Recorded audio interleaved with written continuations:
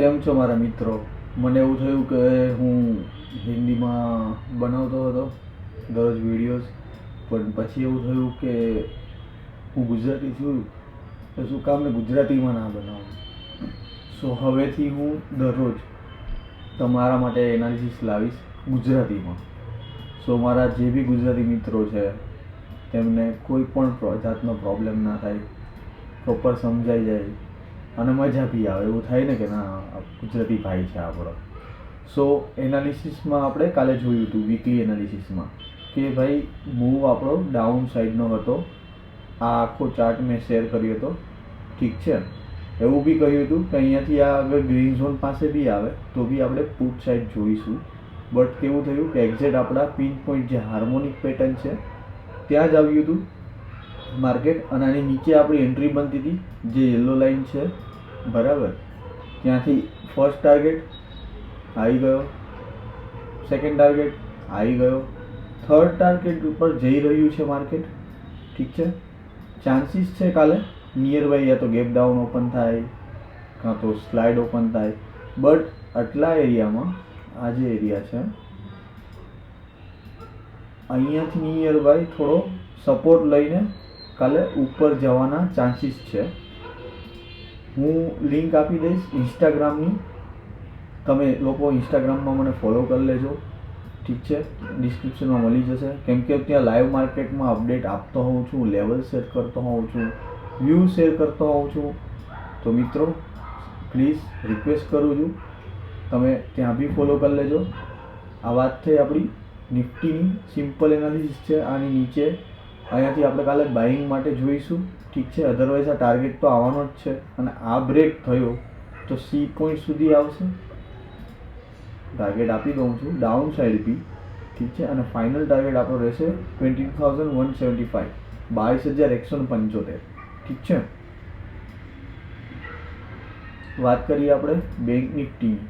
તો બેંક નિફ્ટીમાં કાલે શું કહ્યું હતું કે ભાઈ મારો વ્યૂ તો ડાઉન સાઈડનો જ છે, ઠીક છે.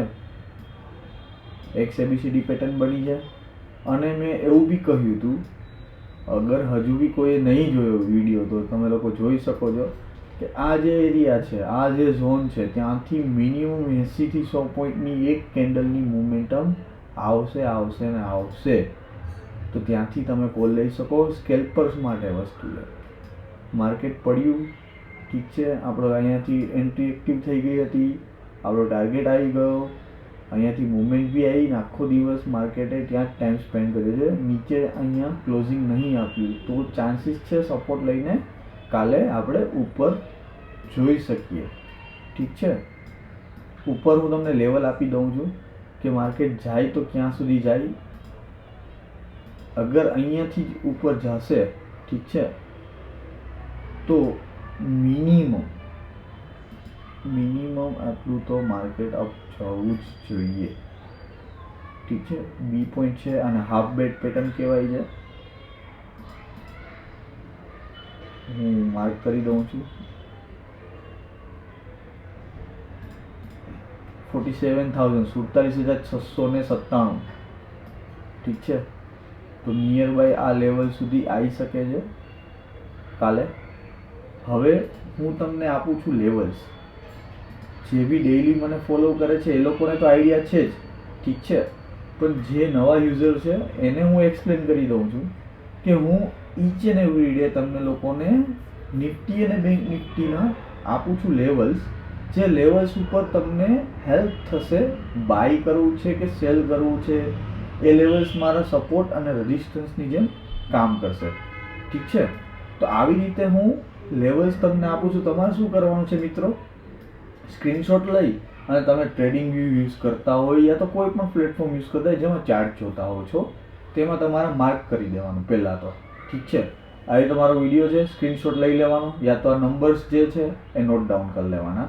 અને તમારે શું કરવાનું, હોરિઝન્ટલ આડી લાઈન અહીંયાથી આવશે. જો આ ફર્સ્ટ છે, આ સેકન્ડ જે છે ને ઓપ્શન, તેમાં લખેલું છે હોરિઝન્ટલ લાઈન, ઠીક છે.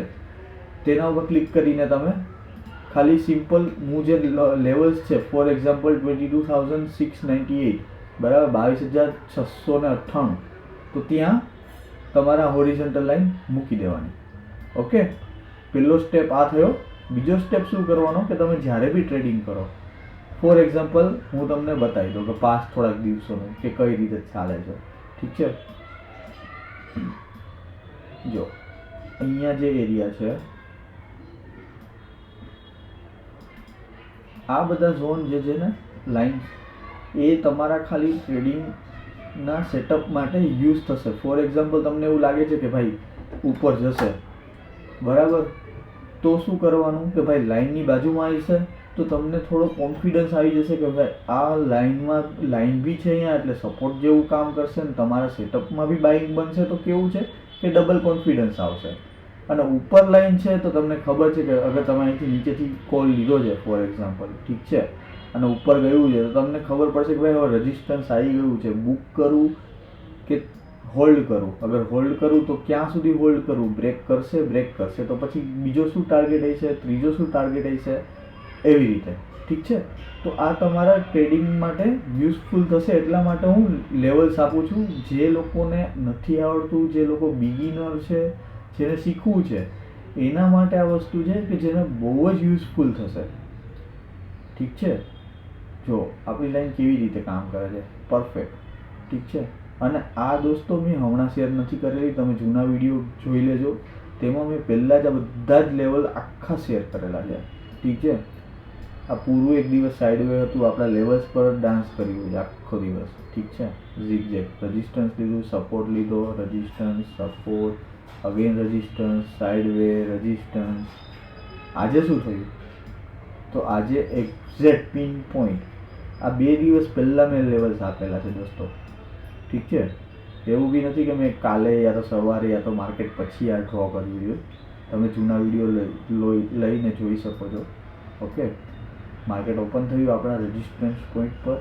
ઠીક છે, જ્યાં સુધી આ લાઈન બ્રેક નથી થતી ત્યાં સુધી આપણે કોઈ બી એન્ટ્રી નથી કરતા. ઓકે, અને આ ખાલી એજ્યુકેશન પર્પસ માટે જ છે, જેથી તમને ખબર પડે કે એકચ્યુઅલમાં માર્કેટ લેવલ્સ બી આવા હોય છે, અને હોય તો કેવી રીતે વર્ક કરે છે, એવું તો શું છે આ લેવલ્સમાં કે જેથી પિન પોઈન્ટ વર્ક કરે છે. ઓકે, અહીંયા બ્રેક થયું, બરાબર, પુટ લીધો, આવી ગયું પિન પોઈન્ટ, ત્યાંથી જ માર્કેટ ઉપર ગયું.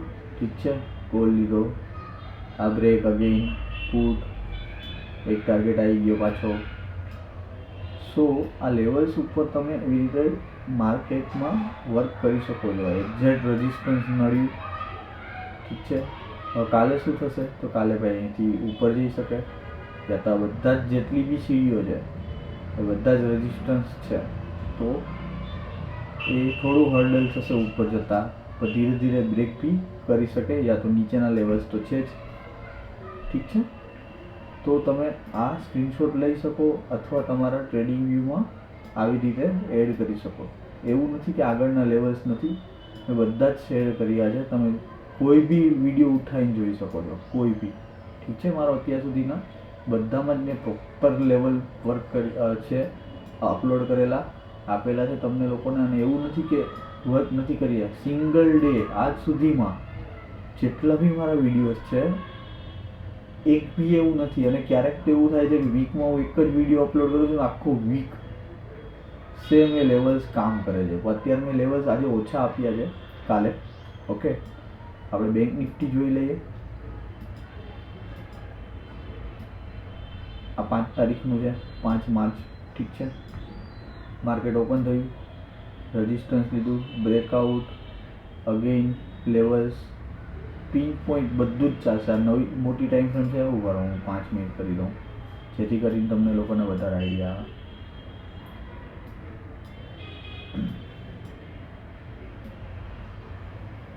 છે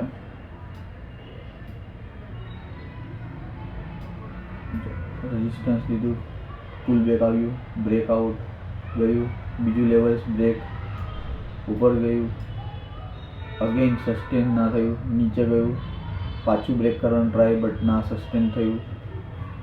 એના પછી દિવસ ઓપન થયું 6 માર્ચે, સટ બ્રેકઆઉટ, પાછું પુલ બેક, બ્રેકઆઉટ.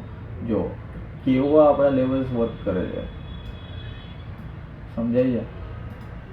અને આ લેવલ્સ એવું બી નથી કે હું ચાલુ માર્કેટમાં આપું છું, તમને પહેલાં જ મળી જાય છે.